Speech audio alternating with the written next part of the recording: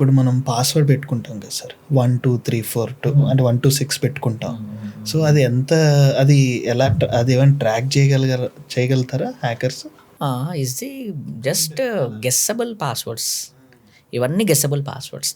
For example నేను చెప్తాను, ఇవి చాలా వీక్ పాస్వర్డ్స్. చాలా మంది గుర్తుపెట్టుకోవడానికి ఏం చేస్తారంటే ఈ చిన్న చిన్న పాస్వర్డ్స్ 1 2 3 4 5 6 లేదు అంటే సంథింగ్ లైక్ ఏబిసిడి 1 2 3 4 ఓకే, ఇలాంటి కొన్ని కామన్ పాస్వర్డ్స్ అంటాం. సో ఈ పాస్వర్డ్స్ని హ్యాక్ చేయడానికి చాలా చిన్న చిన్న టిప్స్, చిన్న చిన్న టెక్నిక్స్ ఫాలో అవ్వచ్చు. దీన్ని డిక్షనరీ అటాక్ అంటాం. కామన్గా దొరికే పాస్వర్డ్స్ ఏవైతే ఉంటాయో వాటితో క్రాక్ చేయొచ్చు, పాస్వర్డ్స్ని ఈజీగా క్రాక్ చేయొచ్చు. సో బెటర్ ఏంటి అంటే avoid this type of passwords, week passwords. Okay, strong passwords పెట్టుకోవాలి. స్ట్రాంగ్ పాస్వర్డ్ అంటే ఏంటి సార్, ఎలా పెట్టుకోవాలి అని డౌట్ రావచ్చు మీకు, రైట్? నేను ఒక చిన్న ఎగ్జాంపుల్ చెప్తాను. మీ పేరు ఉత్తేజ్, నేను వైల్డ్ గెస్ చేయొచ్చు. మీ డేట్ ఆఫ్ బర్త్ నాకు తెలిస్తే, just if I go to your social media platform or something, I get your name, I will get your date of birth and other things. మీరు ఎక్కడెక్కడ, మీ location ఏంటి, ఎక్కడ ఉన్నారు అని చెప్పి. Based on that, I can give a blind try like, okay, Utthej at the rate of something like 1989. Passwords పెట్టుకునేవి ఎలా ఉంటాయంటే, your name ఎలా ఉంటుంది అంటే, పాస్వర్డ్ ఒక క్యాపిటల్ లెటర్ ఉండాలి, ఒక స్మాల్ లెటర్ ఉండాలి, ఒక న్యూమరికల్ నెంబర్ ఉండాలి, ఒక స్పెషల్ క్యారెక్టర్. ఫస్ట్ మన మైండ్లోకి వచ్చేది మన పేరు, మన date of birth. This is what the general people, almost 90% people ఇదే థింక్ చేస్తారు, అవునా? సో ఈజీగా I can guess it. Okay, ఉత్తేజ్లో capital U, Uttej at the rate of your date of year, simple, right? Later date, month, 4 digit, more than enough, right? ఈజీగా గుర్తుపెట్టుకోవడానికి. So ఇలాంటి passwords అనేది avoid చేయడం బెటర్ ఆప్షన్, గుర్తుపెట్టుకోండి. ఎందుకు అంటే ఇలాంటి పాస్వర్డ్స్ ఈజీగా గెస్ చేసి హ్యాక్ చేస్తారు. ఇంకోటి ఏంటంటే, మనకున్న బ్యాడ్ హ్యాబిట్ ఏంటంటే, ఒకటే పాస్వర్డ్ అన్నిటికీ అదే ఉంటుంది. నువ్వు జీమెయిల్కి ఏది పెడితే ఫేస్బుక్ అదే ఉంటుంది, ఇన్స్టాగ్రామ్ అదే ఉంటుంది, ట్విట్టర్ అదే ఉంటుంది, ఆర్ ఇంకేదైనా తీసుకో అదే ఉంటుంది. ఈవెన్ నెట్ బ్యాంకింగ్ కూడా అదే పెడుతున్నారు ఇప్పుడు ఆల్మోస్ట్. ఎందుకంటే మన మైండ్కి గుర్తుండాలా, ఒక పాస్వర్డ్ అన్నిటికి ఉంటే నాకు ఈజీగా ఉంటుంది యాక్సెస్ అని. కానీ అలా పెట్టుకోకూడదు ఎప్పుడైనా సరే. మీ పర్సనల్కి రిలేటెడ్ ఏ ఇన్ఫర్మేషన్ మీ పాస్వర్డ్లో పెట్టకూడదు. That is the first thing.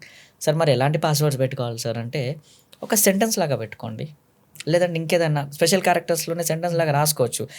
ఏ ప్లేస్లో ఎదరైట్ సింబల్ పెట్టుకోవచ్చు, అవునా? సో ఐ ప్లేస్లో ఎక్స్క్లమేటరీ సింబల్ పెట్టవచ్చు, ఎగ్జాంపుల్. లేదు అంటే ఈ ప్లేస్లో 3 రాసుకోవచ్చు, అంటే రీడబుల్ ఫార్మాట్కి వస్తుంది అది కొంచెం, రైట్? అట్లా సెంటెన్సెస్ పెట్టుకుంటే ఈజియెస్ట్. క్రాక్ చేయడం చాలా కష్టం అవుతుంది. మినిమం 12 characters ఉండాలి పాస్వర్డ్లో.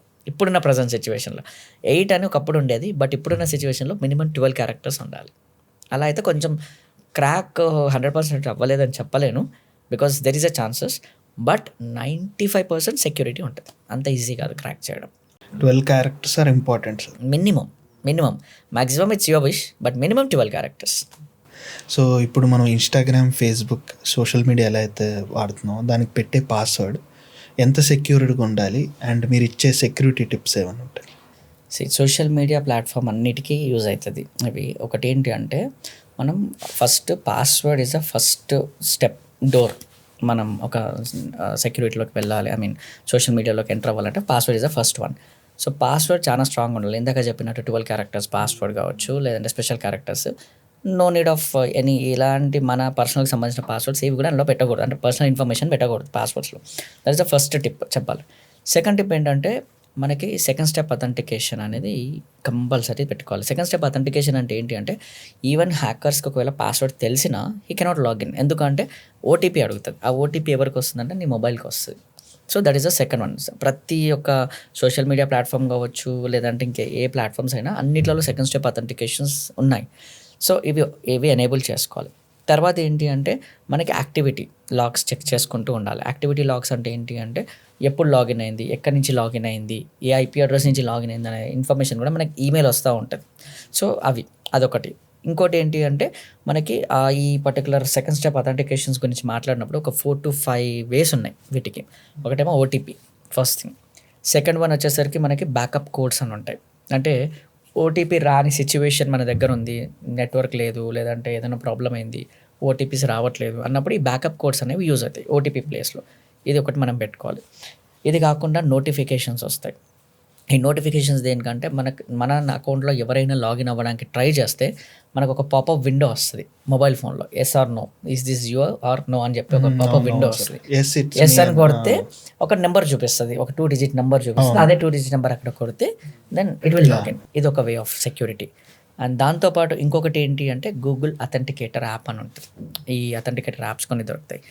వాటిలో రిజిస్టర్ చేసుకుంటే ఈ ఓటీపీ ప్లేస్లో ఈ టెంపరరీ ఓటీపీస్ వస్తాయి అన్నమాట మనకి. ఈ టెంపరరీ ఓటీపీతోని లాగిన్ అవ్వచ్చు. సో ఇలా ఇదొకటి. అండ్ ఇది కాకుండా ఇంకోటి హార్డ్వేర్ కీ వస్తుంది.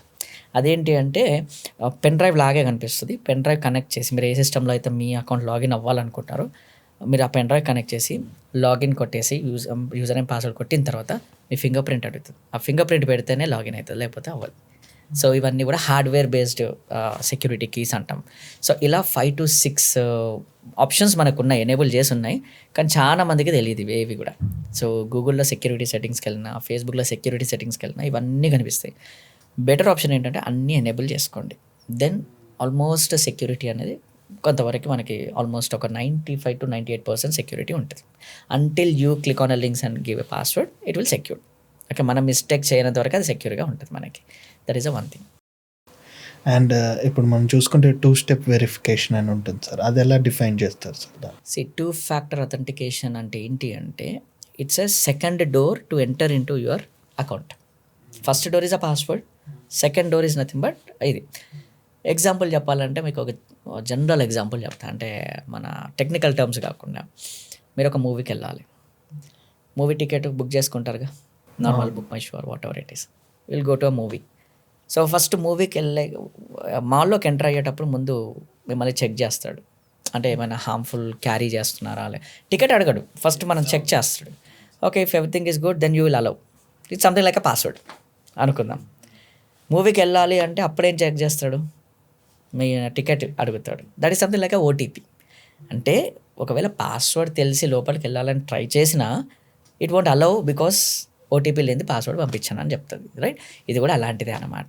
సో ఫస్ట్ ఈ సెకండ్ స్టెప్ అనేది ఏంటి అంటే అడిషనల్ సెక్యూరిటీ. మనకి అడిషనల్ సెక్యూరిటీ అనేది ఇంపార్టెంట్.